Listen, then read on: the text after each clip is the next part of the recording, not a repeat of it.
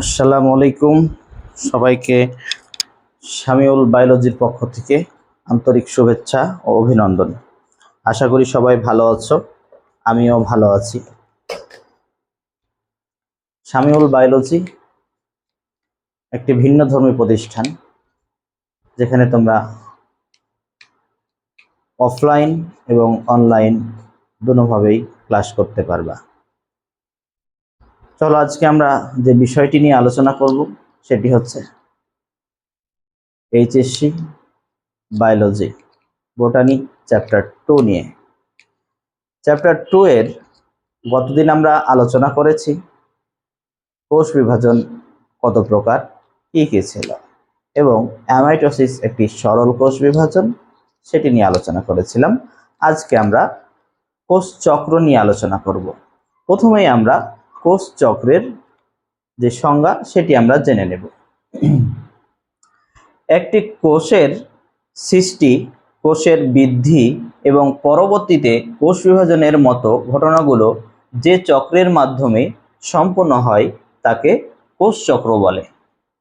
তাহলে এই যে কোষ চক্র, আমরা যে চক্র বলতে যে শব্দটি বুঝি সেটি হচ্ছে একটি চাক্রিক প্রক্রিয়া, অর্থাৎ বৃত্তাকারে ঘুরতে থাকবে।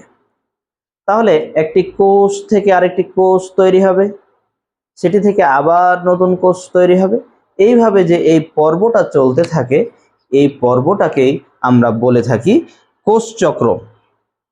এই কোষ চক্রের যে প্রাথমিক অবস্থা সেটাকে আমরা ইন্টারফেজ দশা বলে থাকি। এই ইন্টারফেজ দশায় আমাদের 90 থেকে 95% সময় খরচ হয়ে যায়। তাহলে এই ইন্টারফেজ পর্যায়ে 90 থেকে 95% সময় খরচ হয়ে গেলে আমাদের আর সময় থাকে 5 থেকে 10%। এই 5 থেকে 10% যে দশাটা, সেটা এম ফেজ মানে মাইটোসিস যে পর্যায়গুলো রয়েছে, প্রোফেজ, প্রোমেটাফেজ, মেটাফেজ, অ্যানাফেজ এবং টেলোফেজে এই সময়টা অতিবাহিত হয়ে থাকে। আমরা দেখে নেই যে এই যে কোষচক্র, এই কোষচক্রর প্রস্তাবক হচ্ছেন হাওয়ার্ড এবং প্লেক। 1953 সালে তিনি এই কোষচক্রটি প্রস্তাব করেছিলেন। কত সালে? 1953 সালে। কয়জন বিজ্ঞানী? দুইজন বিজ্ঞানী, একজনের নাম হচ্ছে হাওয়ার্ড, একজনের নাম হচ্ছে প্লেক। এই কোষচক্রের মধ্যে যে অভ্যন্তরীণ উদ্দীপনা সৃষ্টি হয়, একটি কোষচক্র চললে তার মধ্যে যে জটিল প্রক্রিয়া সংগঠিত হয়, এই প্রক্রিয়ার মাধ্যমে কি হয়? কোষচক্র সংগঠিত হয়। তো এই অভ্যন্তরীণ উদ্দীপনার সময় কোষচক্র যখন 30 থেকে 40% সময়ে এই যে G1 অর্থাৎ বিরাম দশা, G1টা কি? বিরাম দশা। এই বিরাম দশা থেকে এস উপপর্যায় থেকে G2 পর্যন্ত যেতে যে সময়টি লাগে, এখানে 30 থেকে 40% সময় ধরা হয়। এই 30 থেকে 40% সময়ে এখানে সাইক্লিন বা সিডিকে নামক একটি প্রোটিন উৎপন্ন হয়।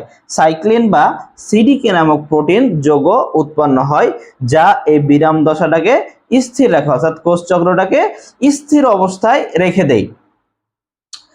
এই স্থির অবস্থায় রাখার ফলে এখানে সিডিকি এর একটি অ্যাক্টিভেশন প্রয়োজন হয়, অর্থাৎ প্রোটিনের যে কার্যকারিতা, সেই কার্যকারিতার কারণেই এখানে স্থির অবস্থায় থাকে। তো এই অবস্থায় যদি কোষ আর বিভাজন না হয়, কোষ আর বিভাজিত না হয়, ওই পর্যায়টাতে থেকে যায়, তাহলে সেখানে কি হবে? সে কোষটি বৃদ্ধি হবে এবং মোটা হবে, যার ফলে সেখানে নির্দিষ্ট হয়ে একটি কোষ থেকে যাবে এবং পরবর্তী পর্যায়ে যদি বৃদ্ধি হয় তাহলে আবার নতুন কোষ সৃষ্টি হবে। এখানে বিপাকীয় নিউক্লিয়াস থাকে, যে বিপাকীয় নিউক্লিয়াস সেটা ইন্টারফেজ অবস্থায় কোষের নিউক্লিয়াস। এই বিপাকীয় নিউক্লিয়াসটি হচ্ছে ইন্টারফেজ অবস্থার কোষের নিউক্লিয়াসকে আমরা বিপাকীয় নিউক্লিয়াস বলে থাকি।